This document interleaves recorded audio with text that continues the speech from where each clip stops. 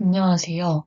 AI 시대의 지식재산권 갈등과 경영 혁신을 주제로 발표하게 된 8조 박채아입니다.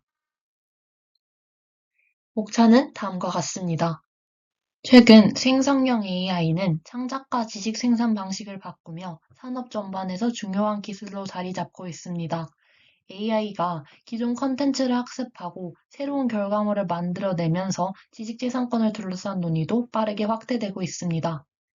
전 세계 생성형 AI 시장은 빠르게 성장하고 있으며 한국에서도 생성형 AI 도입과 활용이 활발해지고 있습니다. 이와 함께 관련 법과 제도 역시 본격적으로 정비되고 있습니다. AI 지식재산권 문제는 단순히 창작자와 AI 기업 사이의 갈등만은 아닙니다. 창작자는 자신의 저작물 보호를 요구하고 AI 기업은 모델 개발을 위해 학습 데이터를 필요로 합니다. 언론사와 플랫폼 기업은 콘텐츠의 가치를 지키려 하며 정부는 기술 발전과 권리 보호 사이의 균형을 고민하고 있습니다. 이처럼 여러 이해관계자가 연결되어 있기 때문에 AI 지식재산권 문제는 복합적인 갈등 구조로 확대되고 있습니다. 그렇다면 이 문제를 왜 경영학적으로 바라봐야 할까요? 기업은 단순히 법적 분쟁에 대응하는 것에서 그치지 않고 이해관계자를 관리하며 지속 가능한 전략을 마련해야 합니다.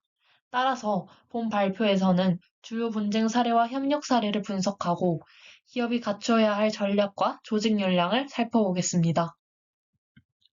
생성형 AI 가치 사슬은 데이터 구축과 학습, 모델 개발, 서비스 제공 단계로 나눌 수 있습니다.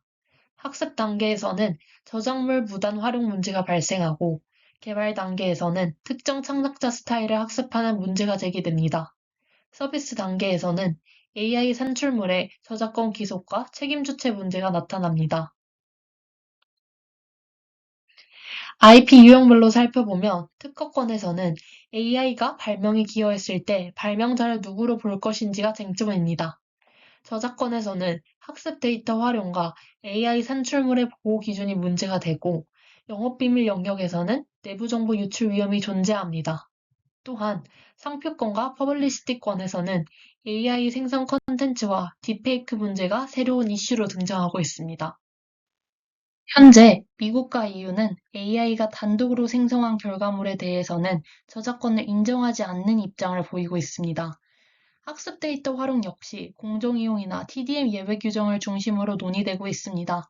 하지만 현행 제도는 인간 창작자를 전제로 만들어졌기 때문에 생성형 AI와 관련해서는 여러 법적 공백이 발생하고 있습니다. 첫 번째 분쟁 사례는 뉴욕타임스와 오픈AI, 마이크로소프트 간의 소송입니다. 뉴욕타임스는 자사기사 수백만 건이 허가 없이 챗GPT 학습 데이터로 사용되었다고 주장하며 소송을 제기했습니다. 핵심 쟁점은 AI 학습이 저작권법상 공정이용에 해당하는지입니다.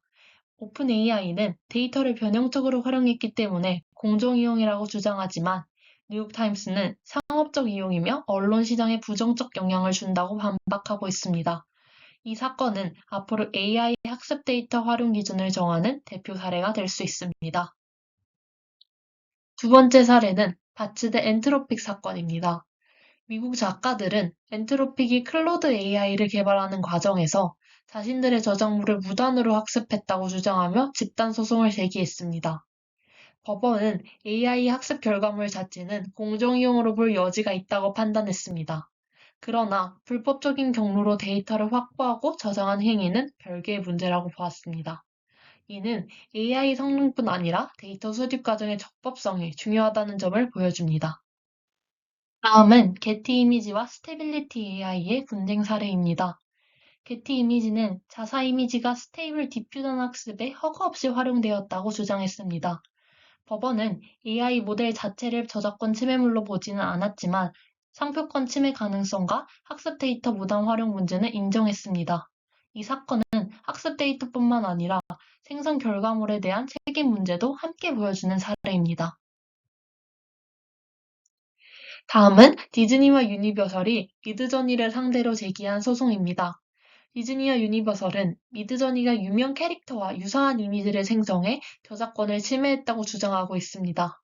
이 사건은 생성형 AI와 캐릭터 IP 보호 사이의 경계를 보여주는 대표적인 사례입니다.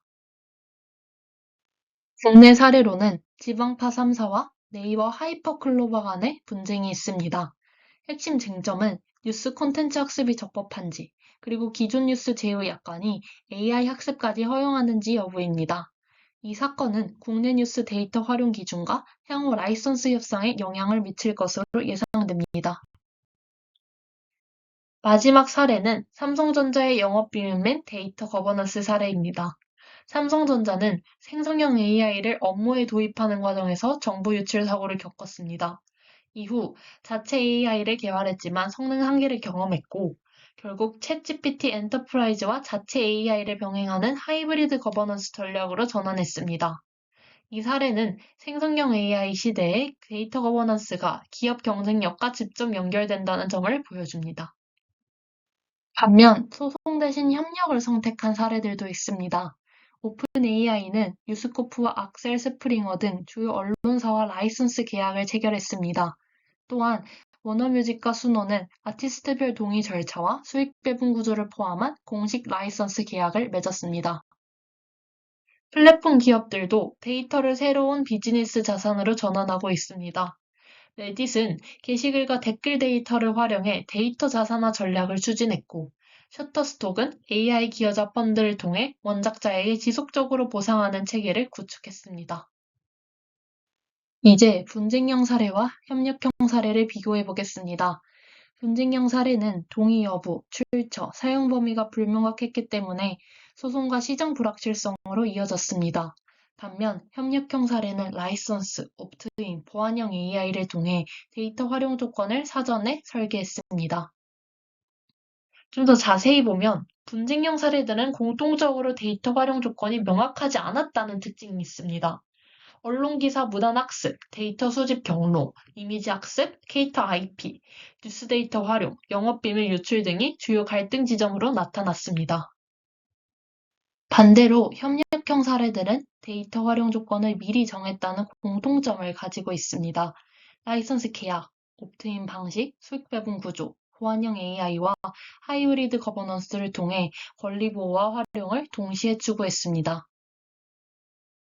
결국 AI 지식재산권 이슈는 단순한 저작권 분쟁을 넘어 데이터 거버넌스와 협력 생태계 구축의 문제로 확장되고 있습니다.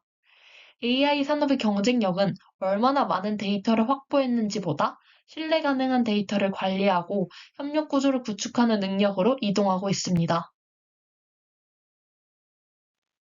이러한 사례들은 조직 경영 차원에서 세 가지 시사점을 보여줍니다. 첫째, 데이터 거버넌스 혁신입니다.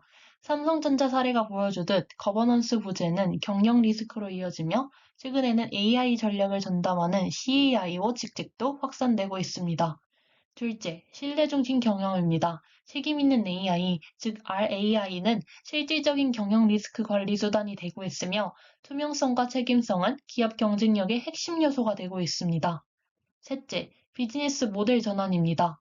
데이터는 거래 가능한 자산으로 변화하고 있으며, 기업은 라이선싱 전략과 데이터 활용 전략을 내부 역량으로 갖추어야 합니다.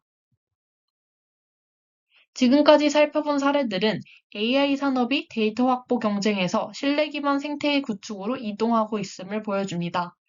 분쟁 사례는 권리자 동의 없는 데이터 활용의 위험을 보여주었고, 협력 사례는 라이선스와 데이터 거래가 새로운 성장 기회가 될 수 있음을 보여주었습니다.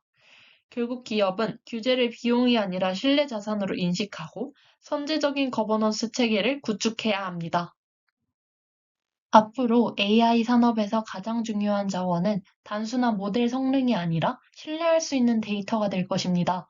공정 이용, 학습 데이터 적법성, 생성물 책임에 대한 기준은 점차 구체화될 것이며, 고품질의 합법적 데이터와 창작자 파트너십을 확보한 기업이 경쟁 우위를 가질 것입니다.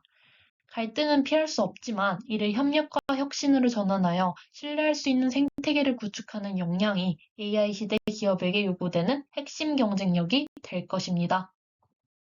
이상으로 발표를 마치겠습니다. 감사합니다.